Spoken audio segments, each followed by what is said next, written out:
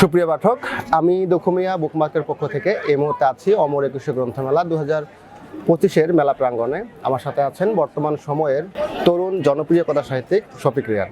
আমরা তার সাথে কথা বলবো, জানবো তার বইয়ের গল্প এবং তার লেখালেখির গল্প। ভাই কেমন আছেন? আলহামদুলিল্লাহ ভালো আছি। আপনি কেমন আছেন? আলহামদুলিল্লাহ ভালো আছি। বইমেলা তো প্রায় শেষ, আর একটা দিন বাকি আছে। তো মেলা কেমন লাগলো আপনার?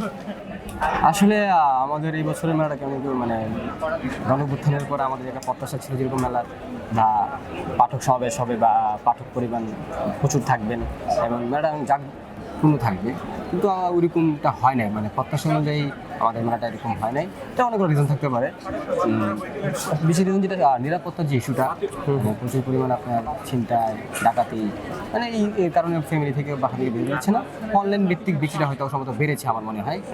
তবে আমার একটা আমাদের যত বই অনলাইনে বিক্রি হোক, আমরা কিন্তু মেলার মাঠে বা মেলায় বই বিক্রি হওয়াটা আমরা খুব স্বাচ্ছন্দ্য বোধ করি, আমাদের আনন্দ দেয়, মানে আমাদেরকে আনন্দিত করে। এই ব্যাপারটা আসলে আমরা গত বছর এটা কম পেয়েছি, যার কারণে আমাদের কাছে এটা আসলে হয়, কারণ মেলায় আসলে পাঠক দেখা হয়, পুরো বছর দেখা না হলেও কিন্তু মেলার মাঠে দেখার একটা সুযোগ থাকে। এই আনন্দটা একটু অন্যরকম। তো অনলাইনে সেল তো হবেই, ওটা তো থাকে, ওই অনুভূতি পাওয়া যায় না যেটা মেলায় পাওয়া যায়।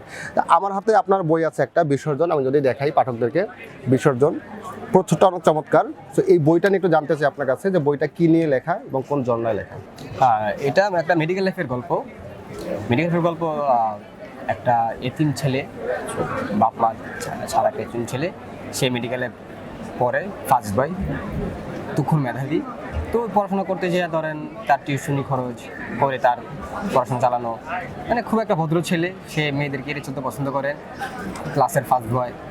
তো তার জীবনে একটা মেয়ের ক্লাসমেট, তার সাথে তার মায়া আটকায়।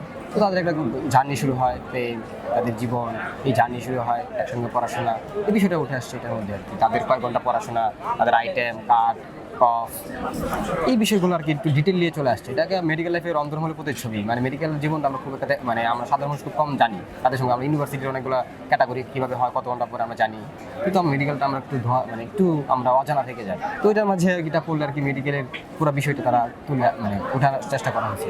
আচ্ছা, এটা আপনার কততম বই? এটা আমার ষষ্ঠ বই, চতুর্থ উপন্যাস।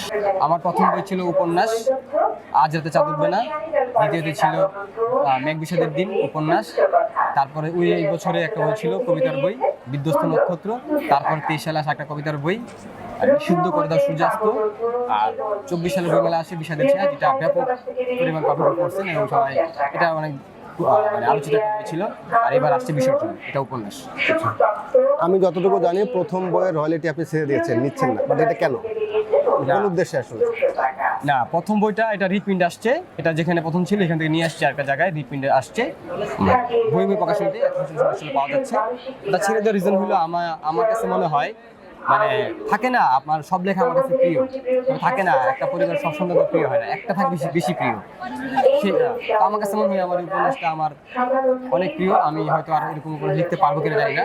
আমি চাই পাঠকরা সেই বইটা পড়ুক, যারা ন্যায় বিচার, নারীদের সুরক্ষা, ওই গল্পটা লেখা আর কি আপনার sexual harassment school, college, university, অফিসে, এই বিষয়টা প্রতিবাদ একটা নারীর চরিত্র, এটা দুর্দান্ত লাগবে। এর জন্য আর কি আমি এটা সবাই পড়ুক। আমার যদি টাকা থাকতো আমি সবাইকে বইটা উপহার হিসেবে দিতাম। আচ্ছা, এই জায়গা থেকে আপনি পাঠকদেরকে রয়্যালিটি ছেড়ে দিয়েছেন যাতে তারা কম পয়সায় বইটা কিনতে পারে, কম টাকায়, মাত্র 100 টাকায় বইটা পাওয়া যাচ্ছে। এটা কিন্তু খুব চমৎকার একটা উদ্যোগ, সবাই নেয় না। এই জন্য আপনাকে ধন্যবাদ যে পাঠকদের উদ্দেশ্যে আপনি এইরকম চিন্তা করেছেন। আমি আরেকটু জানতে চাই আপনার কাছে, আপনার লেখালেখির শুরুটা কিভাবে হয়েছিল? লেখালেখি শুরুটা হয়েছিল কিভাবে, আমি স্কুল কলেজ থাকা অবস্থায় ম্যাগাজিনে লিখতাম। তো আর এমনিতে রচনা, বা আমি ডিবেট ক্লাবে ছিলাম, নবনীত সাহিত্য সংঘের প্রেসিডেন্ট ছিলাম, এখন সাহিত্য ক্লাবের কোঅর্ডিনেটর হিসেবে দায়িত্ব পালন করছি। তো ওই তখন থেকে টুকটাক ক্লাবের লেখার জন্য বা কলেজের ম্যাগাজিনে লিখতাম, মাঝখানে শর্ট ফিল্ম জন্য লিখতাম 14-15 সালে। তো লেখক হবো বা লেখালেখিতে আমি কখনো আসবো, সেটা আমি লেখক হবো এটা আমি কখনো কল্পনা ছিল। করোনার সময় মনে হলো যে একটু লিখি, কাজ কাম নেই, কি করবো, ওই একটা বই লিখলাম।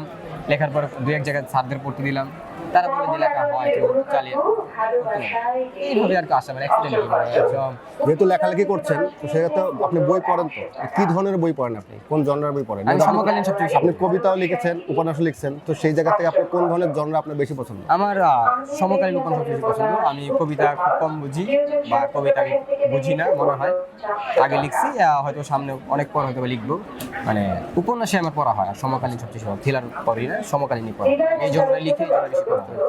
পাঠকদের উদ্দেশ্যে আপনার কোনো বার্তা আছে আপনার যারা পাঠক আছে তাদের জন্য আমি চাই সেটা যে পাঠকই হোক যারা প্রকৃত বই পড়েন আমি বলবো যে বই মেলায় আসুক মানে লেখকের সুনামের উপর ভিত্তি না করে লেখকের লেখার উপর ভিত্তি করে বই কিনুক মানে আপনি ঘুরে ঘুরে দেখুন কোন লেখকটা আর ভালো লিখতেছেন বা আপনি একটা লেখকের খ্যাতি আছে তার মতো লেখা তো আপনার অপছন্দ হতে পারে আমি বলবো খ্যাতির না দেখে তার কাগজি পৃষ্ঠাগুলো সে কি লিখছে সেটা দেখে বই কেনা উচিত তাহলে আমার মনে হয় যে প্রকৃত লেখক যারা তারা উঠে আসবে।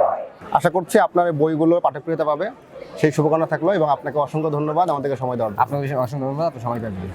সুপ্রিয় পাঠক আমরা কথা বলছিলাম বর্তমান সময়ের তরুণ জনপ্রিয় কথা সাহিত্যিক শফিক রিয়ানের সাথে তার এবারের নতুন বই বিসর্জন যেটি প্রকাশিত হচ্ছে অমরেকস্য গ্রন্থমেলা 2025-এ। আপনারা যারা ঘরে বসে এই বইটি সংগ্রহ করতে চান তারা সরাসরি আমাদের bookmark.com.bd থেকে বইটি সংগ্রহ করতে পারবেন।